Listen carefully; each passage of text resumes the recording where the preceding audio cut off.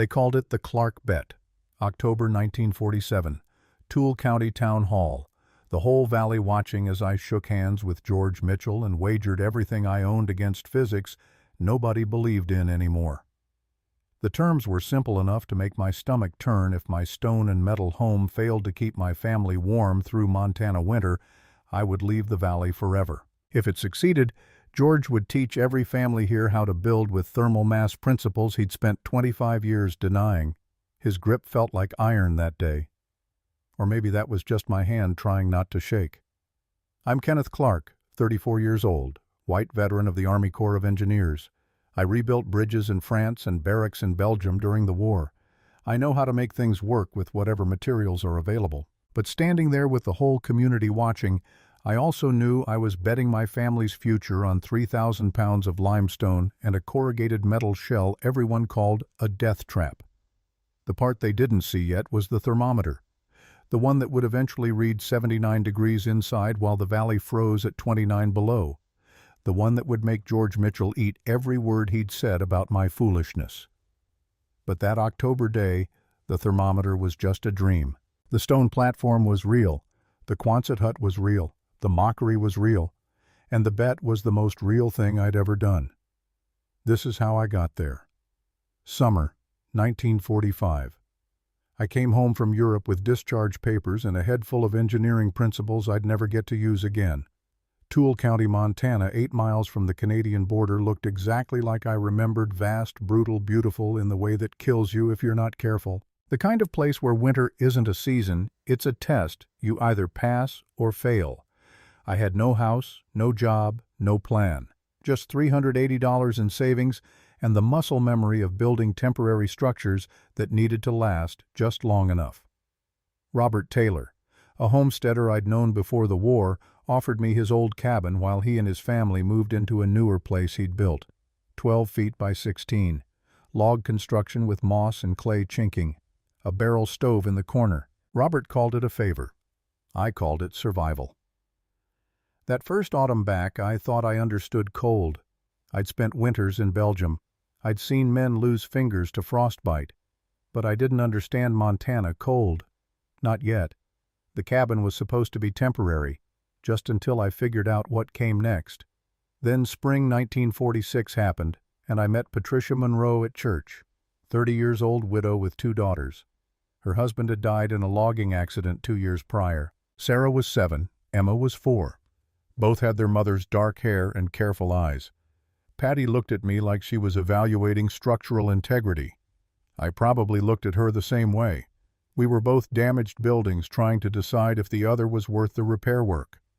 3 conversations later, I asked if she'd consider marrying a man with no house and no prospects beyond a borrowed cabin and war stories nobody wanted to hear. Her answer came without hesitation. I've already buried one husband. I'm not looking for perfect. I'm looking for honest. We married in June. By October, our son Tommy was born. By November, I understood exactly what failure felt like. Winter 1945 through 1946 was my education in desperation, the kind that strips away every assumption you've ever had about what's possible and what isn't. The cold came early that year. First week of November, temperatures dropped below 0 and stayed there. By December, we were seeing -20 on calm nights. By January, -40 wasn't unusual. I fed that barrel stove like it was a living thing that might save us if I just gave it enough. 16 to 18 hours a day, wood burning constantly. I'd split and stack 7 cords between October and March. That's 896 cubic feet of firewood. Every piece cut by hand, split by hand, carried by hand. And the cabin was still cold. Not uncomfortable cold. Dangerous cold. The kind where frost forms on the inside walls by January. Where you wake up and see your breath indoors. Where the water bucket grows a skin of ice overnight, even though the stove's been burning since 4 in the morning. The worst part was always the floor.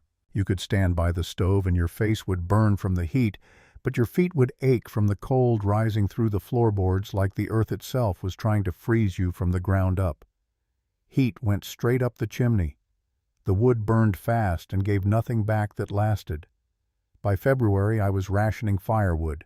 By early March, I was burning furniture legs. Patty never complained. She just worked. Her hands cracked from the cold and the constant washing of diapers and clothes. The splits would run from her knuckles to her wrists, deep enough to bleed. She'd wrap them in cloth and keep working. Sarah and Emma slept together in one bed, 3 blankets deep, still shivering through the night. And Tommy, 4 months old in the coldest part of winter. His cough started in January and never stopped. A dry, rattling sound that woke me at 2 in the morning with my heart already racing. January 28th was the night everything changed. The thermometer outside read -42 when I checked it at midnight. Inside, even with the stove roaring, we barely held 50 degrees. I'd been feeding wood every hour. My hands were blistered. My back screamed from the constant bending and lifting. Patty woke me at 2 in the morning. Her voice had the kind of calm that only comes from pure terror being forced into words. "Kenneth, something's wrong with Tommy." I was out of bed before conscious thought. Tommy lay in his cradle, wrapped in every blanket we could spare. His lips had a blue tint in the lamplight. His breathing was shallow, rapid. When I touched his cheek, his skin felt wrong. Too cold, like touching stone. Patty's hands were shaking as she lifted him. "He won't warm up. I've been holding him for an hour. He won't warm up." I threw more wood in the stove, opened the damper all the way. The fire roared. The room temperature might have climbed to 55. It wasn't enough. I could see it in Patty's eyes. We were losing him to physics we couldn't overcome. The decision took 2 seconds. I'm getting Dr. Wright. The nearest doctor lived 4 miles away, 4 miles in -42-degree cold. I didn't care.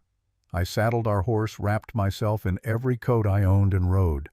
The cold that night was a living enemy, the kind that makes your lungs burn with each breath, that freezes your eyelashes together when you blink, that turns your face into a mask of pain after 5 minutes of exposure.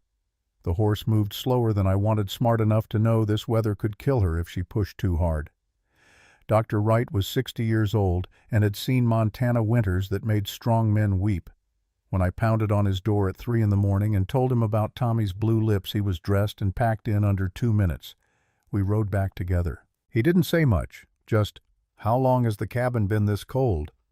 My answer felt like confession. "All winter." He made a sound that might have been disgust or pity. I couldn't tell which. At the cabin, Dr. Wright examined Tommy by lamplight while Patty stood with her arms wrapped around herself, watching. Sarah and Emma had woken up huddled together in their bed, eyes wide with fear they were too young to name. Wright's examination was thorough and quiet. When he finally spoke, his words were measured, careful, the kind of careful that meant he was delivering news that would reshape lives. "Mrs. Clark, your son is hypothermic. His core temperature is dangerously low." He wrapped Tommy in warm cloths, held him near the stove, gave instructions about keeping him elevated, about watching his breathing, about signs of deterioration. Then he looked at me, really looked at me, and said the words that would haunt me for months. "Mr. Clark, one more night like this and you might not have a son." He paused, let that sink in, then added, "This cabin can't keep children safe through Montana winter. You need to make a change." After he left, the sun came up cold and indifferent. Tommy's color slowly returned. His breathing steadied. By noon, the crisis had passed. But something in me had broken. Or maybe it had finally hardened into something useful. I stood outside at 4 in the morning after the doctor left, just stood in the snow and looked at the pile of remaining firewood. Not enough to reach the end of March. Not even close. I looked at the cabin with its gaps between logs, its worthless walls that ate heat and gave back nothing. Never again, I thought.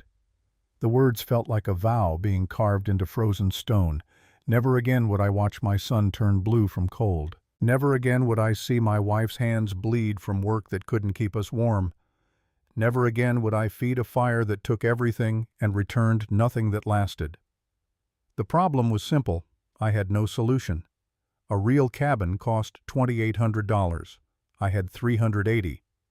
Even if I saved aggressively, it would take 3 years to afford proper construction.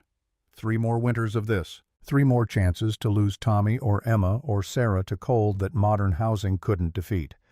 I needed something different. Not better. Different. Spring came eventually the way it always does in Montana, grudging and slow. By April, the worst was behind us. Tommy's cough faded. Patty's hands healed. We'd survived. Barely. But survival wasn't good enough anymore. I started reading everything I could find about heating systems. The library in Shelby, 20 miles south, had exactly 3 books on the subject. I read them all twice.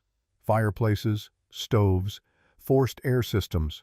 Everything written assumed you had money for modern materials and modern construction. I had neither. June brought something I wasn't expecting, knowledge wrapped in coincidence. Brian Walker, another veteran I'd known casually before the war, was at the Veterans Hall showing off souvenirs he'd collected in Europe. Most of it was the usual stuff. Buttons, patches, a few German medals. Then he pulled out a small leather-bound journal. His voice carried across the room. Got this off a dead German engineer near Aachen. Can't read German myself, but look at the drawings. I walked over, took the journal he offered.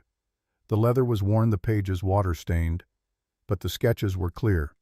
Detailed cross-sections of what looked like floor construction, stone layers, channels beneath, fireboxes at one end, flue paths running under living spaces. The German notes were sparse, but I'd picked up enough in Belgium to parse the key phrases: Koreanische Bodenheizung, speichert Wärme für 12 Stunden. Korean floor heating, stores warmth for 12 hours. My hands started shaking before my brain fully processed what I was seeing. Brian noticed. You read German? Enough? I told him. Enough to understand that whoever wrote this had documented a heating system that stored heat in mass, radiated it slowly over half a day from a single firing. The principle crashed into my understanding like revelation thermal mass. Dense materials absorbing heat energy, slowly releasing it slowly. Not the instant gratification of wood burning hot and fast. The long game. The patient physics of stone remembering warmth. I asked Brian if I could borrow the journal. He shrugged, said sure, he couldn't read it anyway. I took it home like it was sacred text. That night, after Patty and the children were asleep, I sat by lamplight and studied every page. The German engineer had been meticulous. Measurements, calculations, diagrams showing heat flow patterns, references to Korean ondol systems, Roman hypocausts, Japanese aurori pits. The principle was ancient. Humans had known it for millennia. Dense materials, stone, brick, adobe, absorbed heat slowly during fire, released it slowly for hours afterward. Light materials like wood absorbed fast, lost fast. We'd been building with wood because it was available, not because it was best. The realization felt like waking up from a dream everyone else was still trapped in. What if I could build thermal mass into a floor? Create a battery that charged during fire and discharged for hours after. The problem was immediate and crushing. I didn't have money to build a proper Korean ondol system. Those required extensive masonry work, skilled labor materials I couldn't afford. But by spring 1947, Army surplus was flooding the market. Quonset huts, corrugated metal half-cylinders used for military storage and temporary housing, were selling for $300 to $400. Everyone avoided them. Local builders called them tin cans, freezing in winter ovens in summer. Metal conducts heat away faster than wood. Without insulation, they were uninhabitable. But metal also reflects heat. The idea assembled itself in pieces over weeks. Wood walls absorb radiant heat into the fibers. The warmth gets trapped in the material, slowly conducts outside, lost. But metal doesn't absorb, it reflects. If the heat source was a stove burning 2 hours and dying, metal was useless.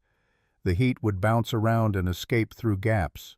But if the heat source was stone, massive stone radiating gentle warmth for 8 to 10 hours after the fire died, then metal became a mirror. A dome that trapped and reflected long-wave infrared radiation back down toward the living space instead of absorbing it. The physics was simple once I saw it. The execution looked insane. I bought a Quonset hut in April 1947 for $380, every cent I had. Patty's face when I told her was something I'll never forget. Not anger, just careful concern. Kenneth, everyone says those are death traps. My answer came from a place deeper than logic. Everyone builds wood cabins and burns 20 cords a winter. Everyone's wrong. But I still needed stone. Massive amounts of stone. Buying it was impossible. I needed to find it. May 1947. I started searching for land with natural stone deposits. Not random searching, deliberate. I asked every homesteader and rancher I knew about limestone outcrops, sandstone formations, anything that could be quarried by hand. Robert Taylor was the one who finally pointed me toward Pine Ridge. There's limestone outcrops up there, Kenneth. Nobody wants to build on it. Too rocky, too difficult. Perfect, I told him. Show me. The site was everything I needed. 8 miles from the Canadian border, backed by Pine Ridge that would block the north wind. Southern exposure, good drainage, and 200 yards away a limestone outcrop rising from the hillside like a gift from geology. This, I thought, standing there in May sunshine with Robert beside me. This is where we prove everyone wrong. Robert helped me quarry. 3 weeks of sledgehammer work, wedges, pry bars, sweat that dried cold in Montana spring air. We extracted slabs 2 to 6 inches thick, 3 to 5 feet across. Each piece weighed as much as a grown man. Each piece was one more battery in the storage system I was building. By the end of May, I had 2,400 pounds of limestone slabs stacked near the building site, plus 900 pounds of smaller stones for fill. Robert stood looking at the pile with something between admiration and doubt. Kenneth, you planning to build a house or a fort? Neither, I told him. I'm building a battery that stores heat. He didn't understand. Nobody did yet. June through July, I built the platform. 18 inches high mortar mixed from clay and sand. I fitted the slabs together like puzzle pieces, filled the gaps with smaller stones and gravel. The surface was flat, level, solid. Beneath it, 3,300 pounds of limestone. A heat sink waiting to be charged. Every swing of the hammer was an answer to that night Tommy turned blue. Every stone I placed was a promise never again.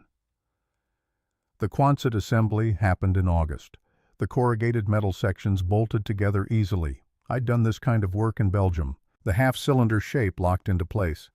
I sealed the seams with tar, cut a door on the south end, added 2 small windows for light and ventilation. Inside, I built the stove setup. Cast iron box stove centered in the space. Around it, a horseshoe-shaped ring of stone. 450 pounds of limestone stacked 2 feet high, open on one side for loading wood. Every BTU of heat trying to escape that firebox had to pass through stone first. The stovepipe didn't go straight up. I angled it through a stone chimney mass, another 350 pounds of rock, before it penetrated the roof. Every bit of heat trying to escape up the pipe had to transfer through stone.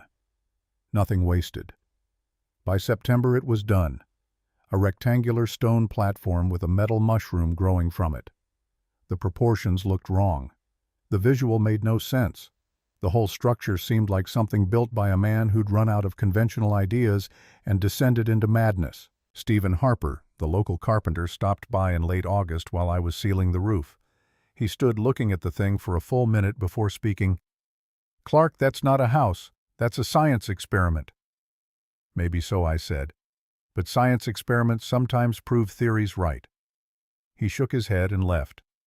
I heard him at the general store later that week, voice carrying across the quiet aisles. "Kenneth Clark spent the whole summer stacking rocks instead of building walls. That metal hut's going to be colder than a spring house by Christmas." The mockery was steady, predictable, almost comforting in its certainty. Everyone knew I was wrong.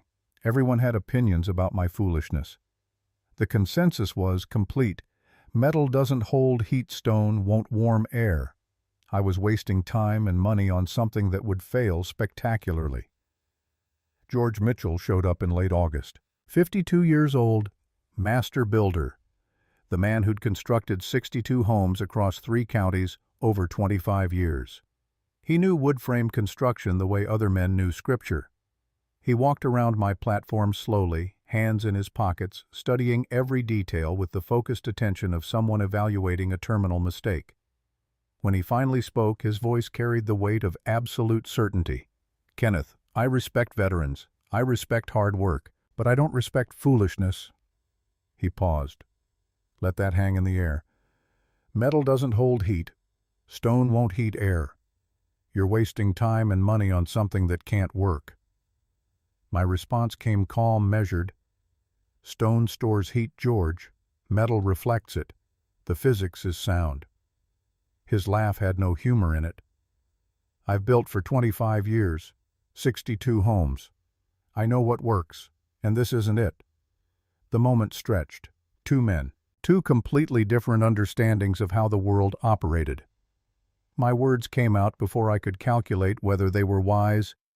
"You've built 62 wood cabins that burn 15 cords a winter. Maybe what you know isn't right." George's face hardened. Not anger, something colder. The look of a man whose expertise had just been questioned by someone with no credentials to do the questioning. He left without another word. I knew I'd made an enemy, or at least solidified one. The town hall meeting in September wasn't about my house. It was the monthly community gathering.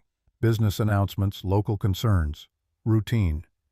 Until George stood up during new business and made it about me. His voice carried authority across the packed hall. "I want to address Kenneth Clark's project." Every head turned toward me. I was sitting near the back with Patty and the children. My heart kicked into a faster rhythm. George continued, "Kenneth believes he can heat a home with stone and a tin can. I believe he's wrong. I believe everyone here deserves to know before families start copying this mistake." The room went quiet. This wasn't casual criticism. This was public challenge. "So I'm proposing a public test," George said. "A wager, if you will." The air pressure in the room seemed to change.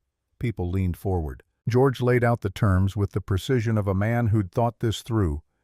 "If Kenneth's home fails this winter, if his family can't maintain safe temperatures, if they burn more than standard wood consumption, Kenneth Clark leaves this valley.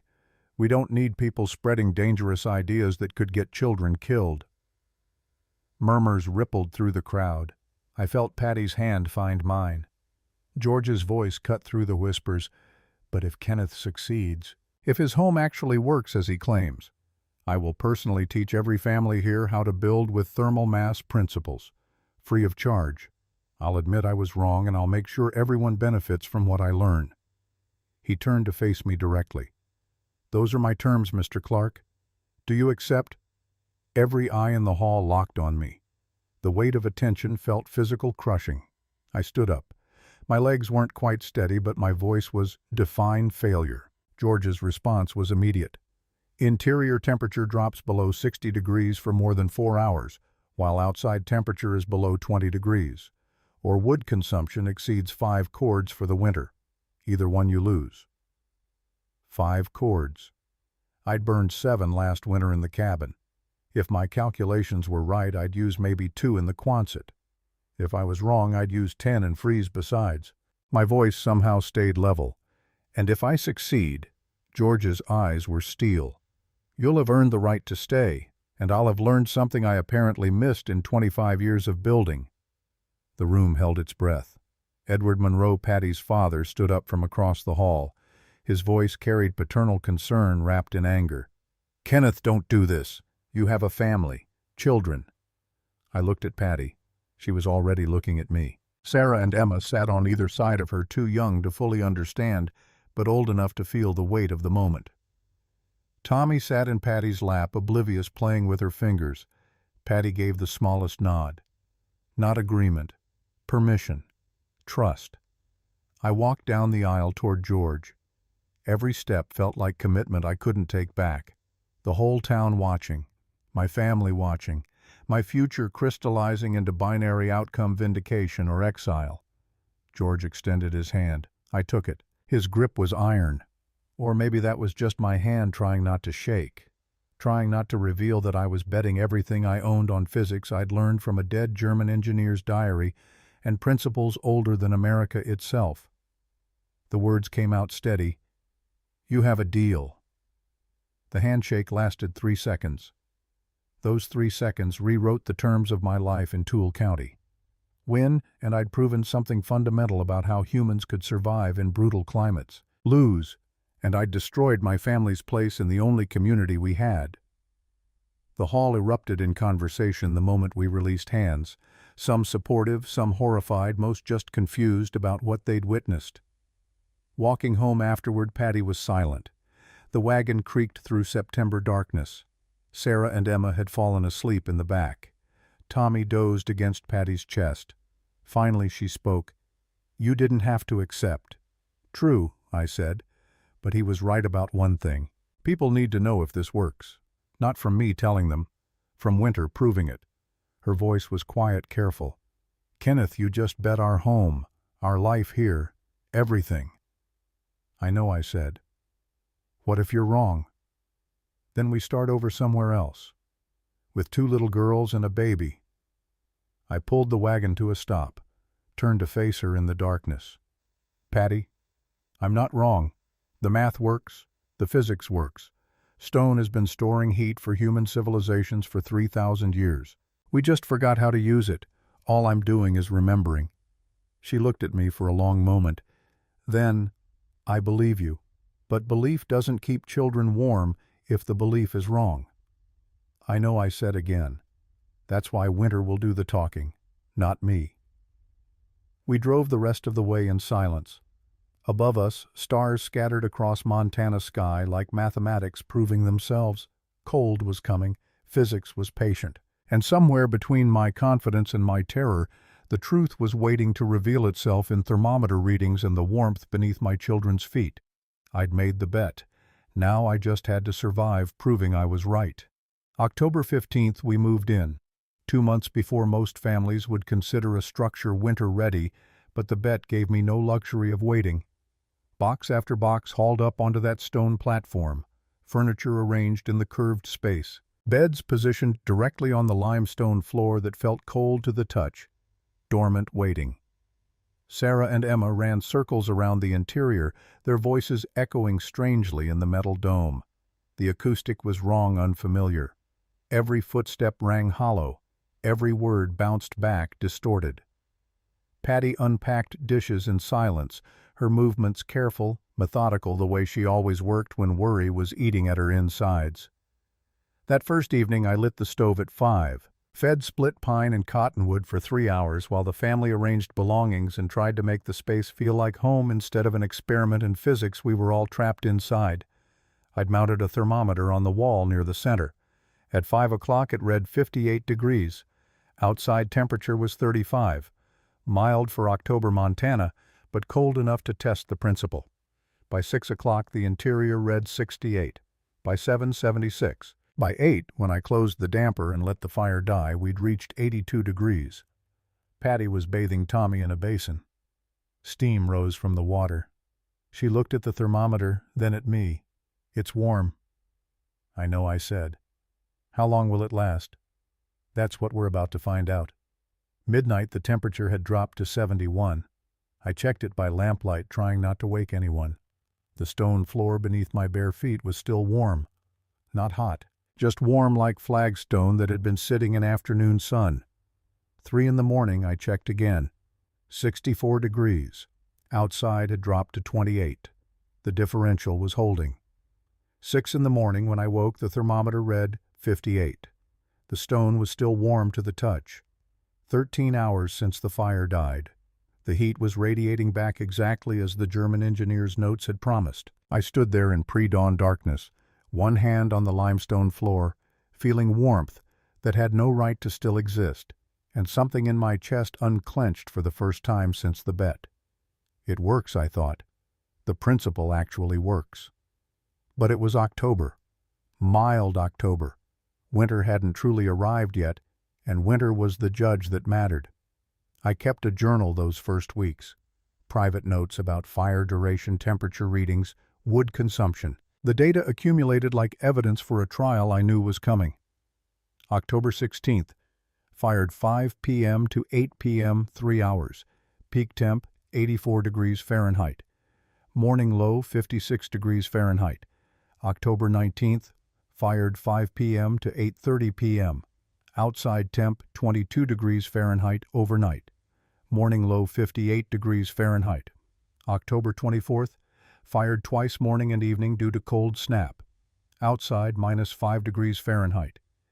Interior never dropped below 61 degrees Fahrenheit. The pattern was consistent. The stone charged during fire radiated for 6 to 8 hours after. The metal shell reflected the infrared radiation back down instead of absorbing it into walls. The system worked, but I didn't tell anyone. Not George, not Robert, not the men who stopped by the general store to speculate about when Clark's folly would freeze his family out. Patty asked me on October 26th, "When will you tell them?" "Never," I said. "The numbers will tell them, not me."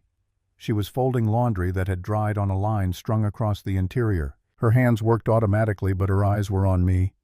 "You're not even a little bit tempted to prove George wrong early?" "Tempted, sure. But proof needs to be undeniable.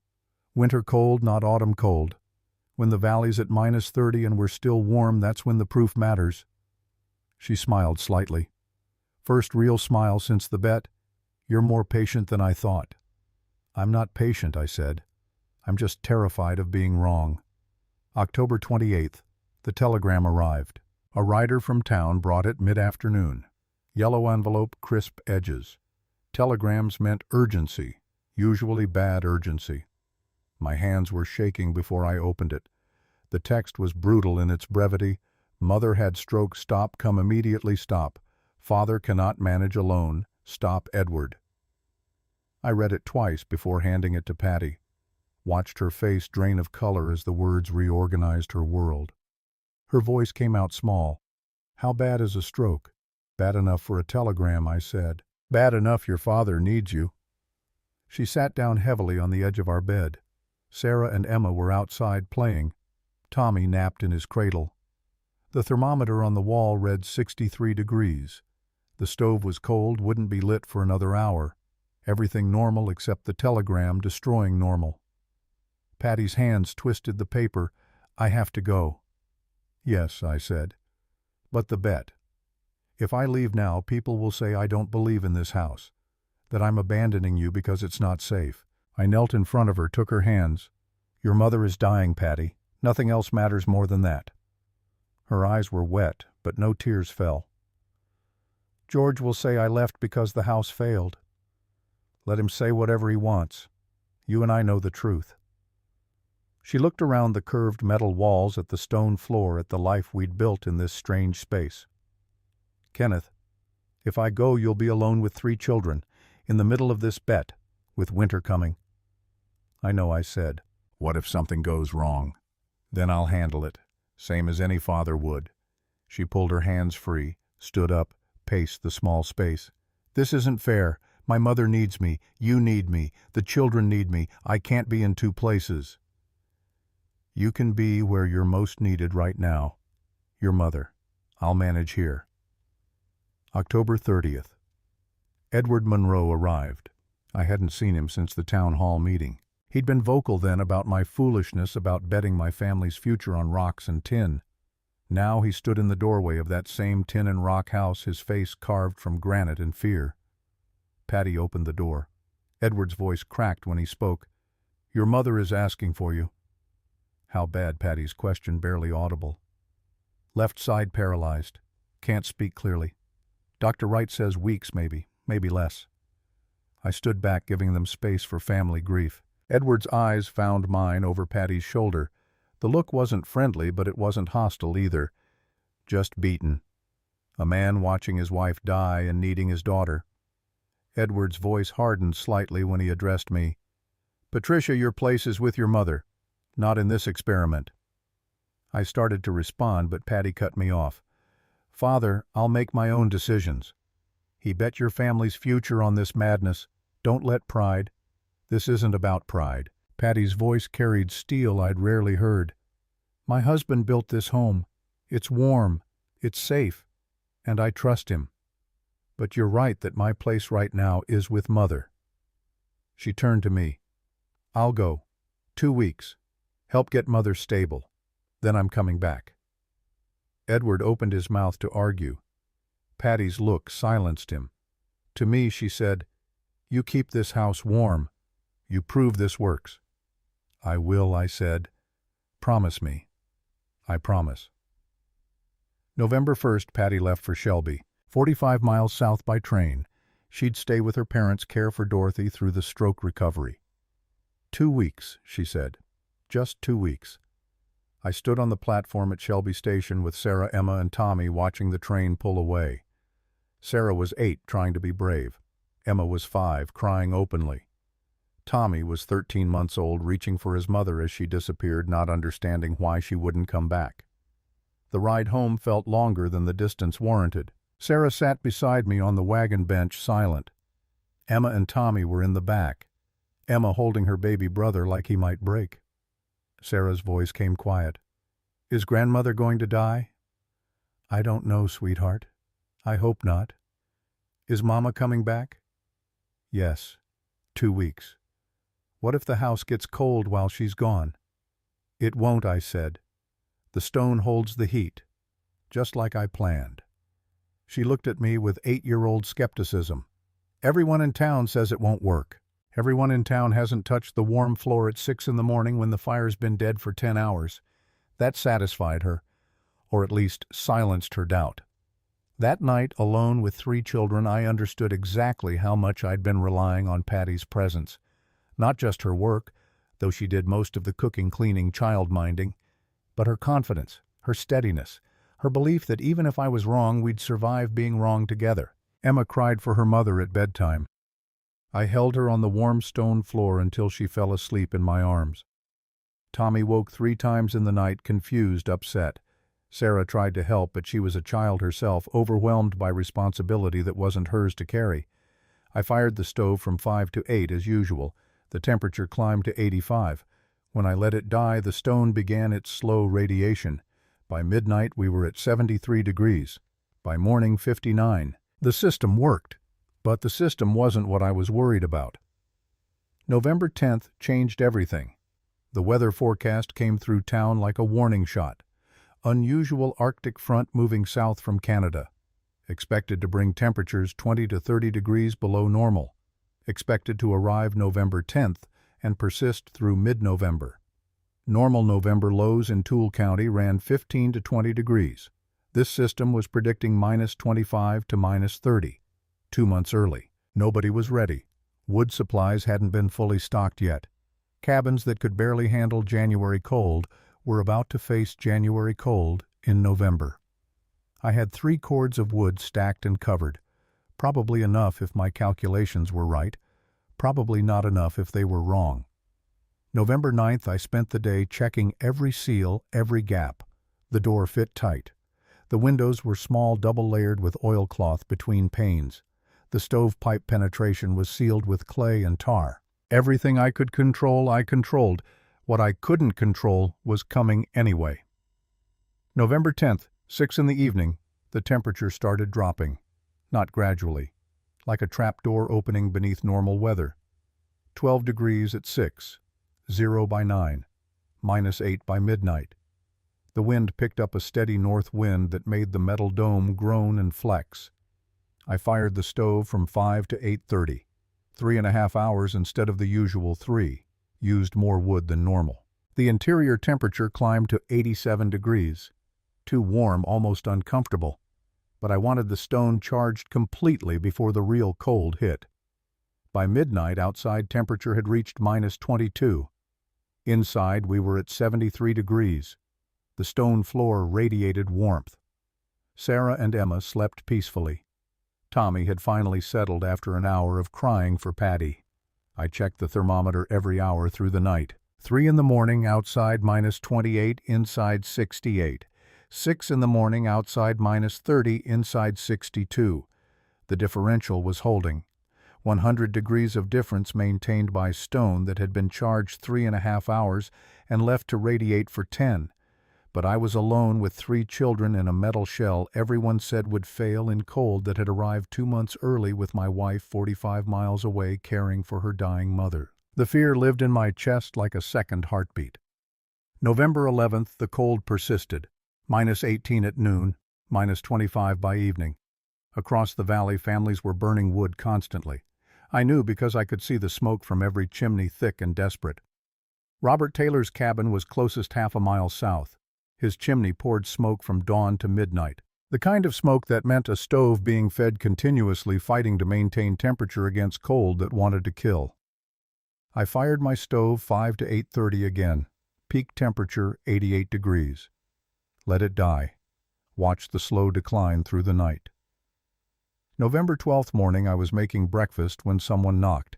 Not the tentative knock of a friend. The firm knock of authority or confrontation.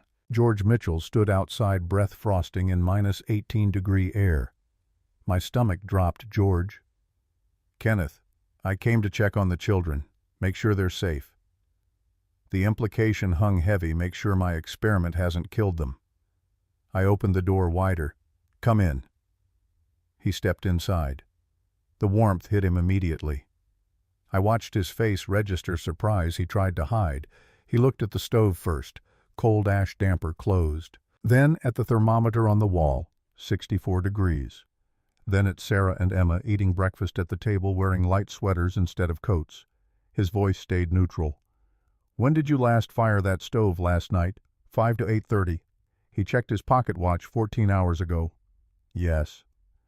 George walked to the stone ring surrounding the stove, touched it carefully like testing for deception. The stone was warm. Not hot, just warm. He knelt, placed his palm flat on the floor, more warmth radiating up. He stood, looked at the thermometer again, looked out the small window at the frozen landscape.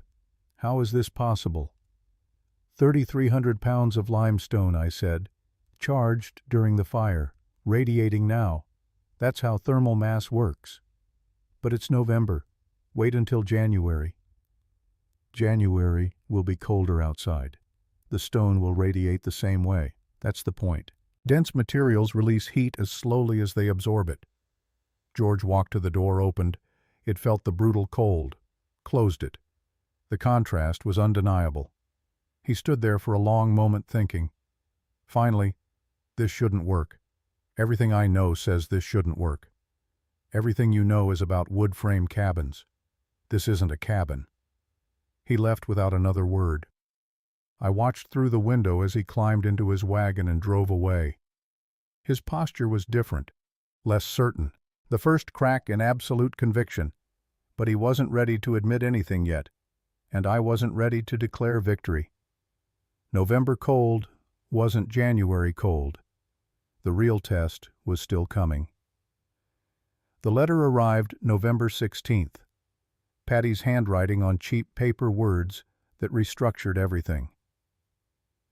"Dearest Kenneth, mother is worse than father described. The stroke damaged more than we knew. Dr. Wright says months of recovery, not weeks. She can't move her left arm. Her speech is slurred. She doesn't recognize me half the time. Father is asking me to stay through Christmas, maybe longer. I don't know what to do. My place is with you and the children, but my mother is dying, Kenneth. What do I choose? Tell me the house is working. Tell me you're warm. Tell me I didn't make a mistake trusting you. Your loving wife, Patricia." I read it 3 times. Each time the weight settled heavier. She was asking permission to stay, asking for reassurance, asking me to tell her the choice she wanted to make wasn't abandoning us. I wrote back that night, "My dear Patty, stay with your mother. I have the children. The house is warm, warmer than any cabin in this valley. The stone is working exactly as I calculated. You didn't make a mistake. You never have. When your mother can spare you, come home. We'll be here. We'll be warm. All my love, Kenneth." I didn't tell her about the November cold snap. Didn't tell her about George's visit. Didn't tell her that Emma cried for her every night, or that Tommy had started calling Sarah Mama because he couldn't understand absence. She had enough to carry. December arrived with rumors spreading through town like frost patterns on glass. I heard them secondhand from Robert Taylor when I went to the general store for supplies. Robert's voice was low, conspiratorial. "Kenneth, people are talking, saying your chimney barely smokes." "I know," I said. "Saying maybe you ran out of wood, or maybe you and the kids left, went to stay with Patty and Shelby." "I'm still here, still warm." "How?" He wasn't challenging, just genuinely confused. My stove burns from 4 in the morning until midnight. My wife wraps the children in every blanket we own. We're burning 6 cords already, and it's only December. How much did you burn last winter? 8 total, maybe 9. I'll burn maybe 2.5 total, maybe 3 if January is brutal. He stared at me. That's impossible. It's physics. Stone doesn't heat air, Kenneth. It just sits there cold and heavy. Come see for yourself. Bring your family. See it with your own eyes. He hesitated. Then, George says we should wait. See if you make it through real winter before anyone copies you. George is protecting his reputation, not your comfort. Robert left without committing, but I saw the doubt in his eyes. Not doubt in me. Doubt in everything he'd been told about heating and survival. December 7th. I was chopping wood behind the Quonset when I heard screaming. High-pitched, desperate, the kind of sound that bypasses thought and triggers pure response. I dropped the axe and ran. Catherine Taylor, Robert's wife, was running toward me through the snow. No coat. 4 children behind her, the oldest maybe 10, the youngest barely able to walk in the deep drifts. All of them without proper winter clothes. Catherine's voice was ragged. "Fire, the cabin's burning, please." I grabbed her shoulders. "Robert, out checking traps. Doesn't know. Kenneth, we have nowhere. Get inside, all of you, now." I rushed them into the Quonset. 5 people burst through the door, bringing cold air and terror with them. The Taylor children were shivering violently. The youngest boy's lips were already blue. My stove was cold. It was 4:30 in the afternoon, an hour before I normally fired it. Catherine was gasping. "We ran, 1/2 mile, they have no coats." We didn't have time. I wrapped the youngest in blankets, set him on the stone floor. He flinched at first, expecting cold stone. Found warmth instead. The oldest girl, Annie, I knew her from church, her voice was small. "Mrs. Clark's floor is warm." Catherine looked down, touched the limestone, looked at my cold stove, looked at the thermometer reading 68 degrees. Outside temperature was -30. Her confusion was absolute. "How?" "Later," I said. "First warm up." I lit the stove early, fed it steadily. Within an hour the interior temperature climbed to 75, then 80, then 85. The Taylor children stopped shivering. Color returned to their faces. They started exploring the curved space, touching the metal walls, asking questions about the strange house that stayed warm without fire. Robert arrived at 9 in the evening, brought by Michael Anderson, who'd found him on the trap line and told him about the fire. Robert was devastated. His cabin was a total loss. Everything they owned consumed by flames that started from creosote buildup in a poorly maintained chimney. But when he walked into my Quonset and saw his family safe warm playing on stone floor that radiated heat hours after the fire had died, his devastation transformed into something else. Wonder, maybe, or the beginning of belief. Robert touched the floor at 2 in the morning. We were both awake. Him processing loss, me maintaining watch over 9 people in a space designed for 5. The stove had been dead since 8:30. The interior temperature was 76 degrees. His voice was barely a whisper. "This is impossible." "It's physics," I said. "Same physics the Koreans used for centuries. We just forgot." "But everyone says, everyone builds with wood because it's available, not because it's best." He was quiet for a long time. Then, "I need to tell people about this, about what you've done." "Tell them," I said. "Maybe they'll believe you more than they believe me." December 9th. Robert Taylor stood in the general store and told his story. His cabin burning, his desperate run through -30 cold, finding warmth in Kenneth Clark's stone house that maintained 76 degrees 9 hours after the fire died. Some believed him. Most thought grief and shock had confused his memory. Stephen Harper, the carpenter. His voice carried across the store. "Robert, you were traumatized. Maybe you misread the thermometer." I touched the stone myself at 2 in the morning. Warm. House warm. Kenneth warm. My children barefoot on warm floor. Stone doesn't hold heat that long. This stone does. The argument spread through town. Robert's testimony against established understanding. Physical impossibility against witnessed fact. George Mitchell heard about it December 10th. Came to see me December 11th. He showed up at 10 in the morning. I was outside splitting wood. Sarah and Emma were inside doing lessons. Tommy was napping. George's voice was careful, controlled. Robert Taylor says you kept 9 people warm on one fire. I did. For how long? Fire died at 8:30. Temperature was still 70 degrees at 6 the next morning, 9.5 hours. George looked at the Quonset like it was a puzzle he couldn't solve. May I see inside? Of course. He entered. Went through the same examination he'd done in November. Cold stove, warm stone, comfortable temperature. The difference was his face. No surprise this time, just calculation. A man whose worldview was being dismantled by limestone and physics. He sat at our table without asking. I offered coffee. He accepted. We sat in silence while he thought. Finally he spoke. Kenneth, I've built for 25 years, 62 homes. I know. I thought I understood heating, insulation, heat retention, everything. You understand wood construction. This isn't wood. I was wrong. The words cost him something. About all of it. The stone, the metal, the principle. He looked me in the eye. You won the bet. Winter's not over, George. Doesn't matter, I've seen enough. Robert's family, the temperature readings, my own visits. You were right. I was wrong. He stood, extended his hand. We shook. But George wasn't satisfied with private admission. Kenneth, I need to make this official. County inspector, newspaper reporter, documentation. So nobody can ever say you got lucky or I'm just being gracious in defeat. I don't need fame, I said. This isn't about fame. It's about proof that saves lives. Half the valley is burning through wood supplies they can't afford to replace. If your method works, and it does, they need to know with certainty. When December 18th, I'll arrange everything. December 18th arrived with crystalline cold. Outside temperature at dawn, minus 31 degrees. The county building inspector Jeffrey Davis showed up at 9 with Gary Thompson, a reporter from the Great Falls Tribune. George brought witnesses, Robert Taylor, Stephen Harper, Michael Anderson.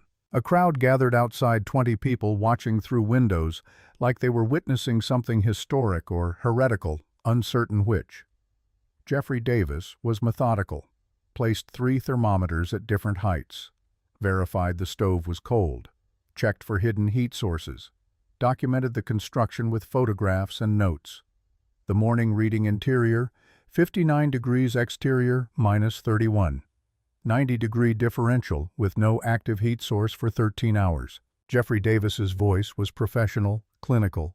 I'll return at 6 this evening to measure after you fire it. Normal routine. Don't modify anything for my benefit. 5 in the evening I lit the stove. The crowd outside had grown. 40 people now breath frosting in brutal cold, watching through windows as I fed wood into cast iron surrounded by 450 pounds of stone. Jeffrey Davis recorded temperatures every 15 minutes, his notebook filling with data that would either vindicate me or prove I'd somehow deceived everyone. 5 o'clock, 59 degrees.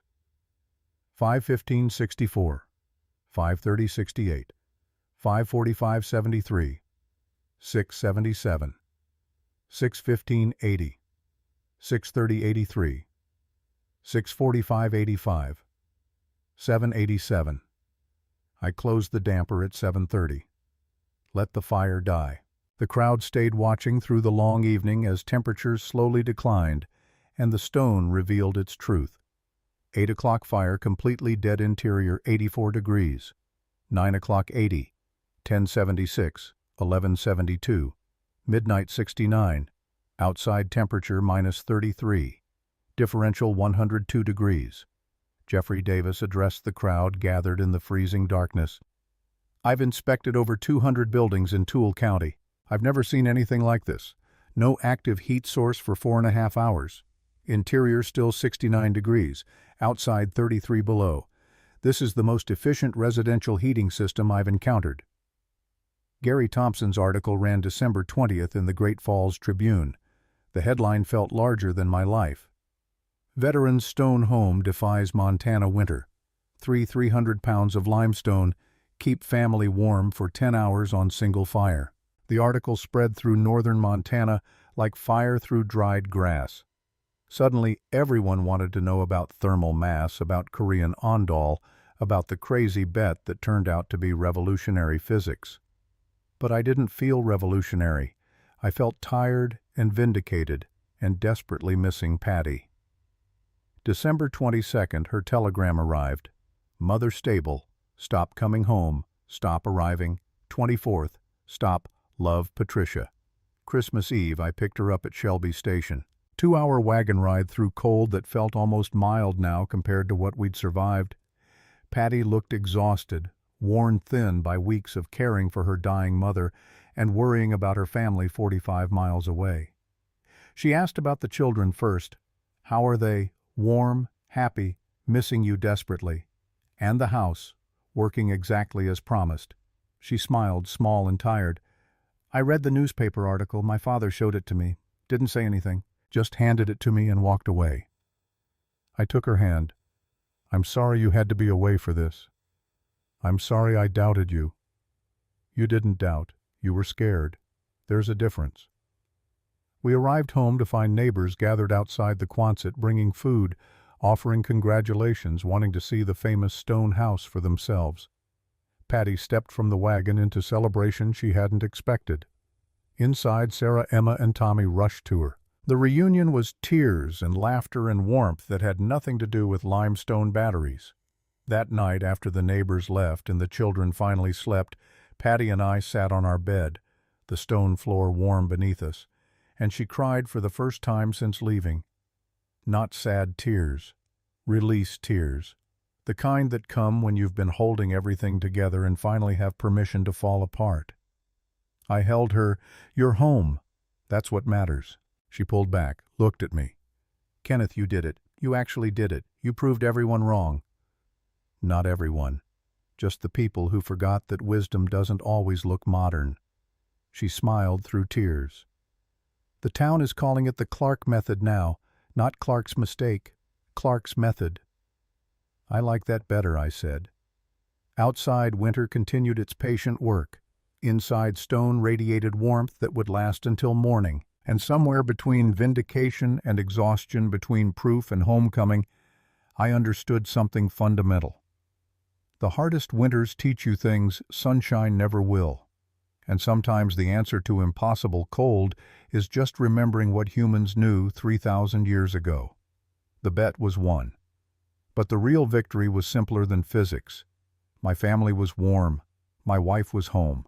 And when Sarah came to me the next morning asking why the floor was warm even though the fire was dead, I had an answer that made sense. Because stone remembers heat, sweetheart, and gives it back slowly when you need it most. January brought clarity the way winter brings cold, inevitable and absolute. The newspaper article circulated through 3 counties. Letters arrived from families asking for plans, for advice, for hope that they could replicate what I'd done. George Mitchell received twice as many inquiries as I did, which suited me fine. I'd proven the principle. Let him spread it. January 15th. George called a town hall meeting. Not the monthly routine gathering. A special session announced with notices posted at the general store, the church, the grain elevator. Everyone knew what it was about before they arrived. The hall was packed. Standing room only. Families who'd burned through half their winter wood supply in 3 months. Builders who'd constructed homes that failed every year. People desperate for answers that didn't involve bankruptcy or freezing. George stood at the front, and the room went silent. His voice carried the weight of public admission. 3 months ago, I made a bet with Kenneth Clark. I said his stone and metal home would fail. I said if it failed, he would leave this valley. I was protecting what I thought was truth. What I know now is I was protecting ignorance. The crowd shifted, uncertain where this was heading. George continued, Kenneth Clark won our bet, decisively. His home maintains comfortable temperatures on a fraction of normal wood consumption. His family is warm, his children are healthy, and everything I thought I knew about residential heating was wrong. He paused. Let that settle. I hereby acknowledge Kenneth's victory and fulfill my end of the wager. I will teach anyone interested how to build with thermal mass principles, free of charge, starting next week. The murmur through the crowd was immediate. Questions, excitement, skepticism, all competing for voice. Robert Taylor stood. George, how much wood has Kenneth actually burned? George looked at me. I stood feeling every eye in the room lock on 2.5 cords from October 15th to today. I'll finish winter with maybe 3.5 total. Stephen Harper's voice carried disbelief. I've burned 9 already. I know. Most wood frame cabins burn 12 to 18 cords per winter. Thermal mass reduces that by 60 to 80%. A woman near the back. Dorothy Henderson. Her voice sharp with frustration. Why didn't anyone tell us this before my children have been cold for 3 winters? Because everyone forgot. Koreans knew it centuries ago. Romans knew it. We just stopped building with mass and started building with speed. Wood is faster, cheaper up front, but it costs more in fuel every single year. Edward Monroe stood. I hadn't seen him since Christmas Eve. His presence silenced the room more effectively than George's announcement had. His voice was steady, formal. I opposed Kenneth's project. I called it dangerous. I tried to remove my daughter from his home during construction. I was wrong about all of it. He turned to face me directly. Kenneth, you built something that will change how people live in Montana. You proved that old wisdom applied with modern materials solves modern problems. I'm proud of that, and I'm sorry I doubted you. The apology in front of the entire community cost him something. Edward Monroe didn't apologize easily or publicly, but he was doing it anyway, and the weight of it settled over the room like snow. I nodded acknowledgement. Words felt inadequate. George pulled the meeting back to practical matters. First workshop is January 18th. Bring paper and pencils. We'll cover principles, materials, construction techniques. Kenneth and I will co-teach. January 18th, 15 families showed up. We met in George's workshop, a large timber frame building with a wood stove that couldn't keep the space above 50 degrees despite burning constantly. The irony wasn't lost on anyone. I started with principles because principles mattered more than specific techniques. Thermal mass is simple. Dense materials absorb heat slowly during fire, release it slowly for hours after. The denser the material, the more heat it stores. Limestone, sandstone, brick, adobe, all work. Even river rock if it's dense enough. George added construction details. Foundation needs to be solid. You're building platforms that weigh 3,000 to 4,000 pounds. The ground beneath has to support that without settling or shifting. Michael Anderson, George's apprentice, asked the question I'd been waiting for. Does it have to be a Quonset hut? Can this work with traditional framing? Yes, I said. The metal shell isn't magic, it just reflects radiant heat efficiently. You can achieve similar results with careful design in wood frame construction. Adobe walls work. Thick stone walls work. The key is thermal mass for storage and some way to keep radiant heat from absorbing into wall materials. Over 3 hours, we covered stone selection, mortar composition, platform construction, stove positioning, heat distribution patterns. George sketched designs. I explained the physics. Families took notes like students in a classroom where the lessons meant survival. Sarah Wilson, a widow with 2 young children. Her question was practical and desperate. How much does this cost? I can't afford a new house. You don't need a new house. Retrofit your existing cabin. Build a stone platform inside. Raise your beds on it. Position your stove on the platform surrounded by stone. Route your stovepipe through a stone chimney mass. Total cost, labor, and materials for maybe 200 pounds of stone and mortar. Maybe $50 if you can't quarry yourself. Her relief was visible. I can do that. You can. Anyone can. That's the point. This isn't high technology. It's ancient technology we forgot how to use. The workshops continued weekly through January and February. George and I refined our teaching as we learned what questions people asked, what concepts confused them, what details mattered most. By late February 8, families had committed to full builds. Some were constructing new Quonset-over-stone homes like mine. Others were building traditional timber frames with massive stone foundations and interior thermal mass. A few were retrofitting existing cabins with stone platforms and chimney masses.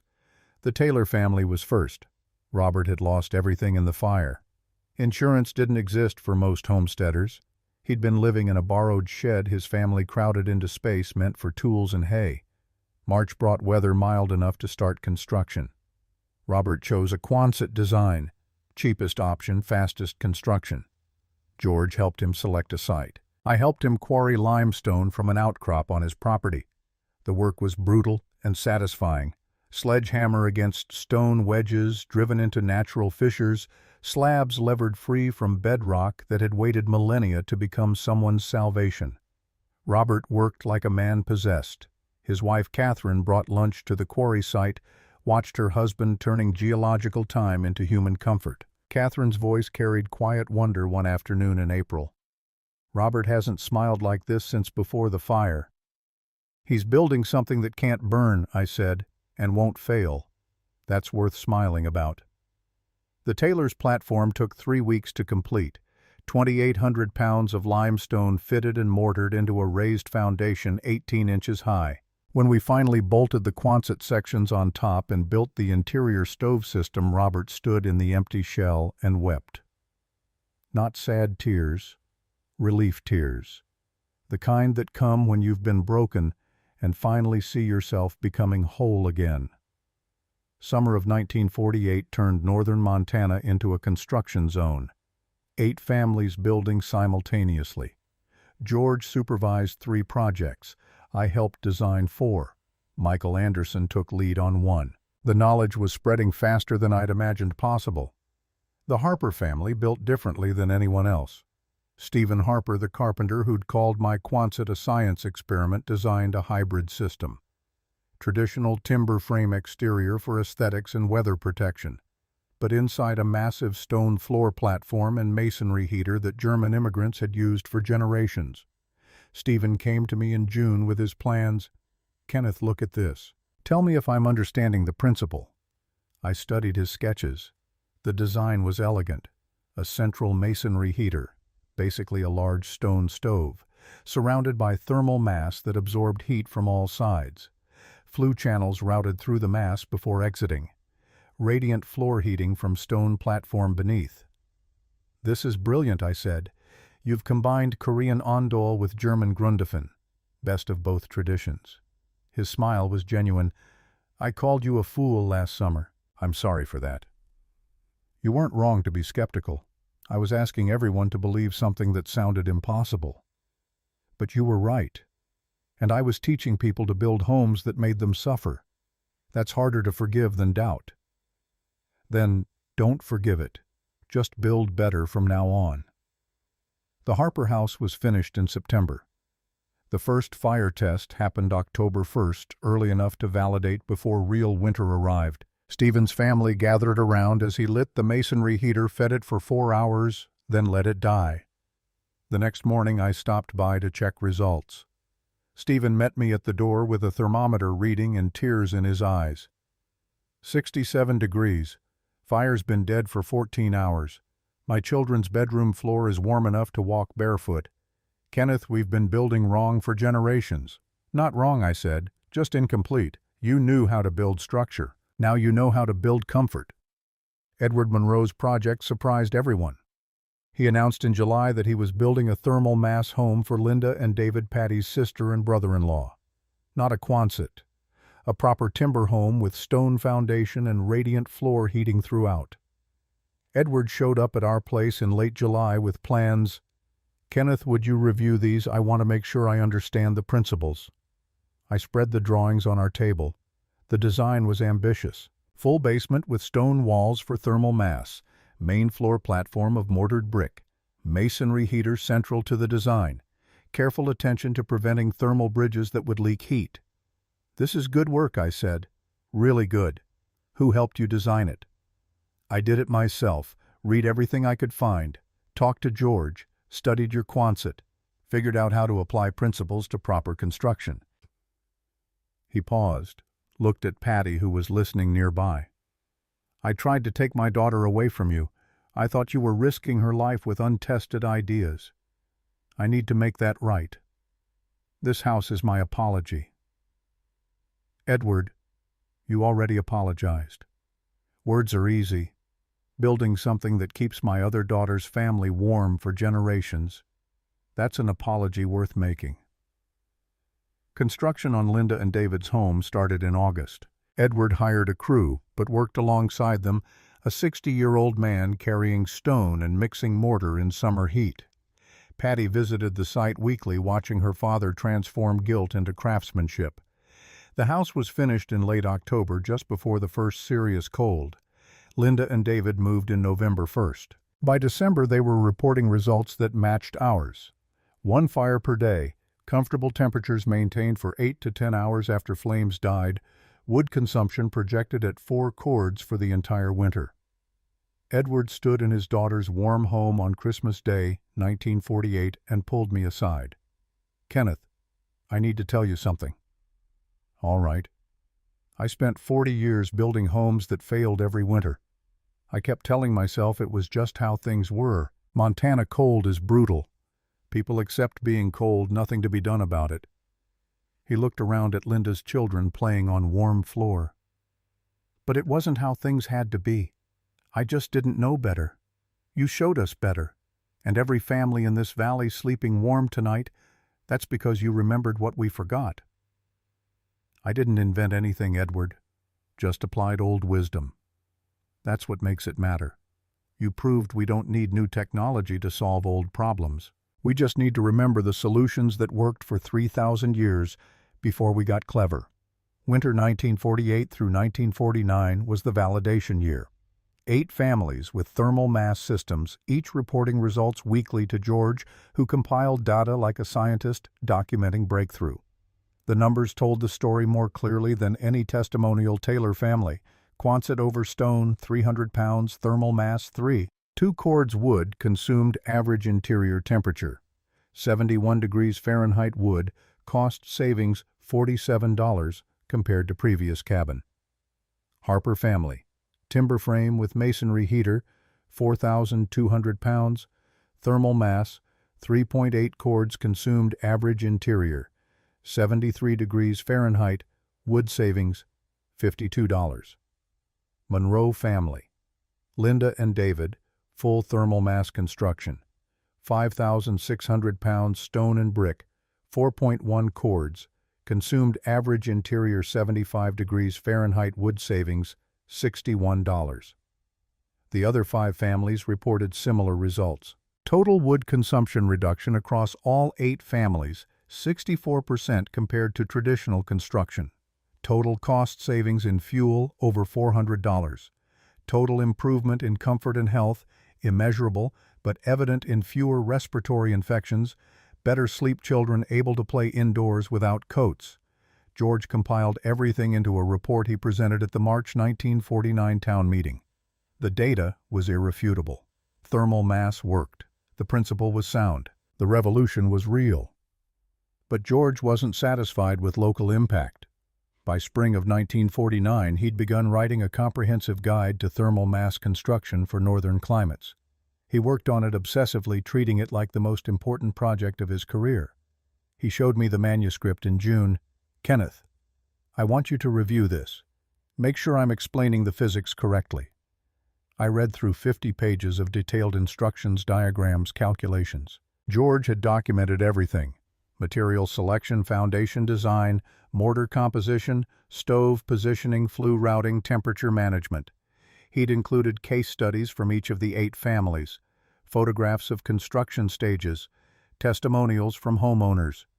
The dedication page stopped me, "To Kenneth Clark, who remembered what the rest of us forgot and had the courage to prove everyone wrong."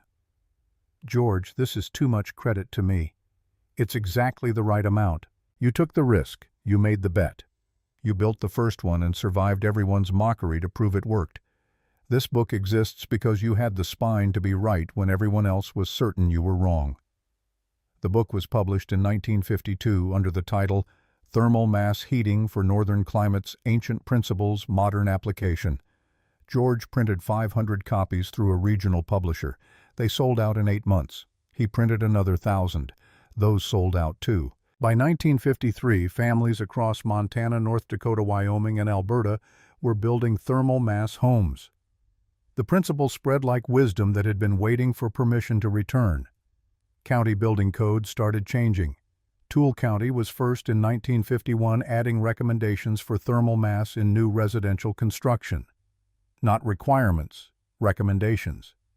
But combined with tax incentives for fuel-efficient heating systems, the recommendations became influential. The county commission invited me to consult on the code language.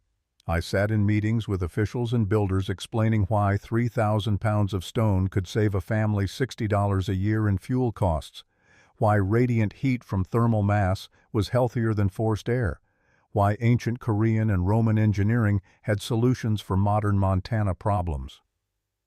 The Commissioner James Brennan asked the question that mattered, "Mr. Clark, if we incentivize this construction, will it actually change how people build?" It already has. 8 families in 1948, 23 families in 1949, 41 families in 1950. The numbers speak for themselves. And they're all reporting similar results, within margin of variation based on thermal mass quantity and construction quality, yes. 60 to 80% reduction in fuel consumption, consistent, comfortable temperatures, improved health outcomes especially for children and elderly. He nodded slowly. Then we make it official. Thank you for your service to this community, Mr. Clark. Spring 1950 brought change to our family. We'd lived in the Quonset for 2.5 years. It had proven everything I'd claimed and more, but it was small, cramped, utilitarian. Patty wanted a real home. I wanted to give her one. We'd saved money. The newspaper attention had brought consulting work, families from other counties paying me to design their thermal mass systems. George split his fees with me for projects he supervised that used my principles. By March 1950, we had enough for proper construction. The design took 3 months to finalize.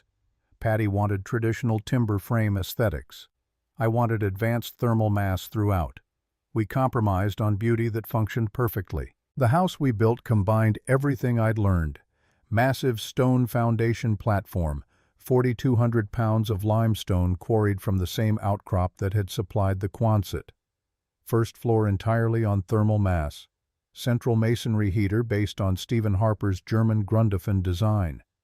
Radiant floor heating throughout. Thick timber walls for insulation and beauty. Large windows for light, all double-paned. Construction started in May. George supervised. Michael Anderson worked as lead carpenter, having evolved from skeptical apprentice to thermal mass specialist. Edward Monroe consulted on masonry work. Robert Taylor helped quarry stone, repaying the help I'd given him 2 years prior. By October, the house was finished.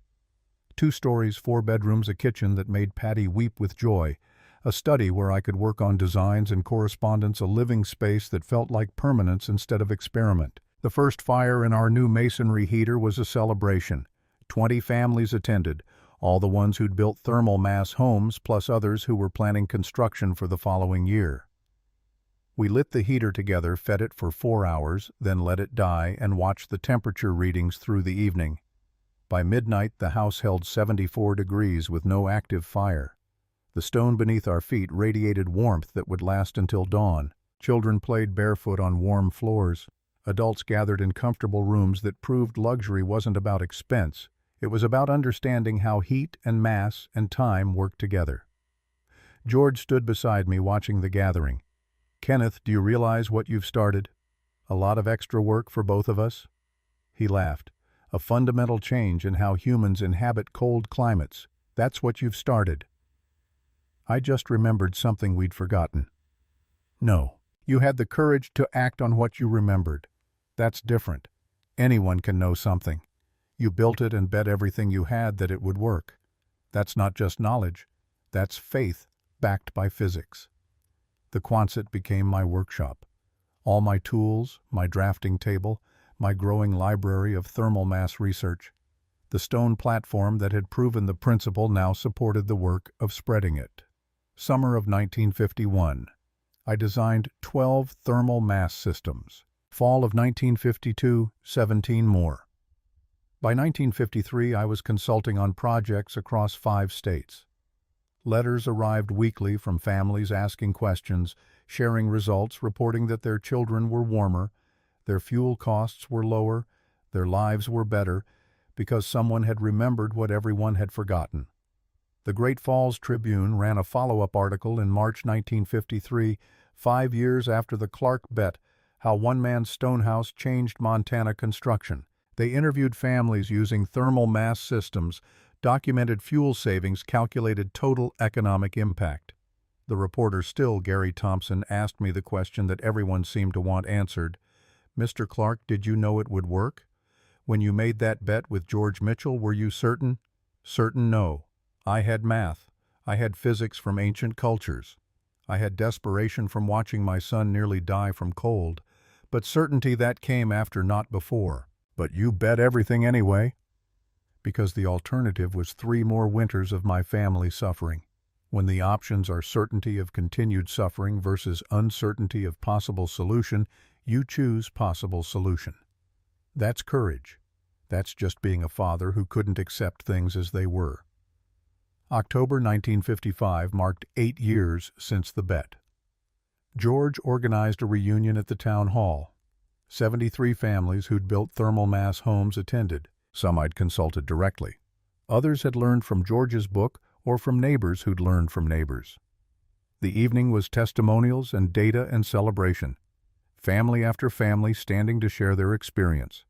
Wood savings tallied collectively over 4,000 cords not burned across 8 years. Money saved nearly $20,000 in fuel costs. Health improvements. Respiratory infections down 42% among children living in thermal mass homes compared to traditional construction. But the numbers that mattered most were simpler. Warm floors, comfortable children, families sleeping through winter nights without waking to feed stoves. Parents not rationing wood in February wondering if supplies would last until spring. George stood at the end and called me forward. Kenneth Clark made a bet 8 years ago. He bet his home, his family's place in this community, everything he had on stone and physics and courage. He won that bet. But more importantly, we all won because he was willing to risk everything to prove old wisdom still worked. The applause felt uncomfortable and right simultaneously.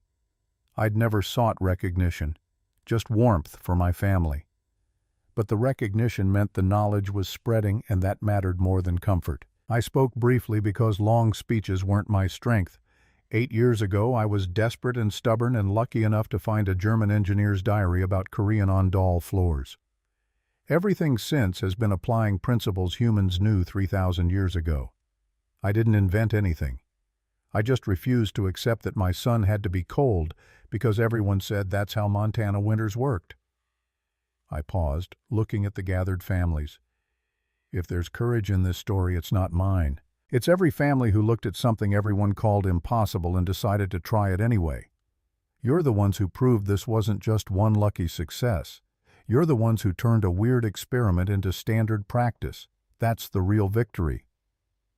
The reunion ended late. Patty and I drove home under October stars, the same stars that had watched me quarry stone and stack it into improbable salvation 8 years earlier. Patty's voice was soft.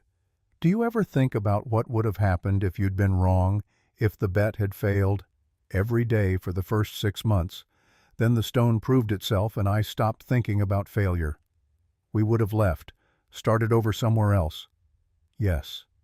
Would that have been so terrible? No. But it would have been defeat. And I was tired of being defeated by cold.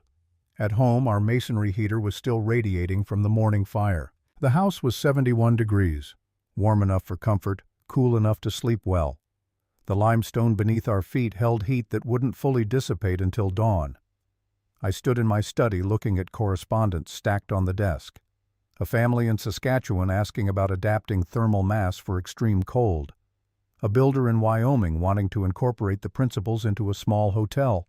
A university professor researching historical heating systems requesting an interview. The old thermometer from the Quonset hung on the wall. The one that had read 79 degrees inside while 29 below raged outside. George had wanted me to donate it to the county museum. I'd refused. It wasn't a museum piece, it was a reminder. A reminder that when they say something's impossible, sometimes they just mean nobody's tried lately. A reminder that the coldest winters teach you things sunshine never will. And a reminder that the best innovations often come from the oldest wisdom, waiting patiently through centuries of forgetting until someone desperate or stubborn enough remembers. Tommy, 9 years old now, appeared in the doorway. "Papa, why do you keep that old thermometer?" "Because it proved something important." "What?" "That stone remembers heat. And sometimes humans need to remember what stone knows." He thought about that with 9-year-old seriousness. "Is that why our floors are always warm?" "Exactly. We built this house to remember. And as long as we remember, we'll never be cold again." Outside, November wind touched the first snow of the season. Inside, thermal mass did its patient work, radiating stored warmth through rooms where children slept comfortable and parents didn't wake to feed fires through the night. The bet was won 8 years ago. But the real victory was simpler and more profound. I'd taken ancient physics, applied it with modern materials, and changed how humans survived in brutal cold. Not through invention, through remembering. And in the end, maybe that's what courage really is. Not doing something new, but having the spine to resurrect something old when everyone insists the old ways are dead. The Koreans knew, the Romans knew, the Germans remembered. I just refused to forget what they'd proven millennia before Montana existed. The stone beneath my feet radiated warmth that would last until morning. And somewhere in that patient release of stored heat was everything that mattered. Family safe, children comfortable, ancient wisdom proving itself one more time against the certainty of winter and the doubts of men who'd forgotten that stone given fire and time becomes the most faithful keeper of warmth humans have ever known.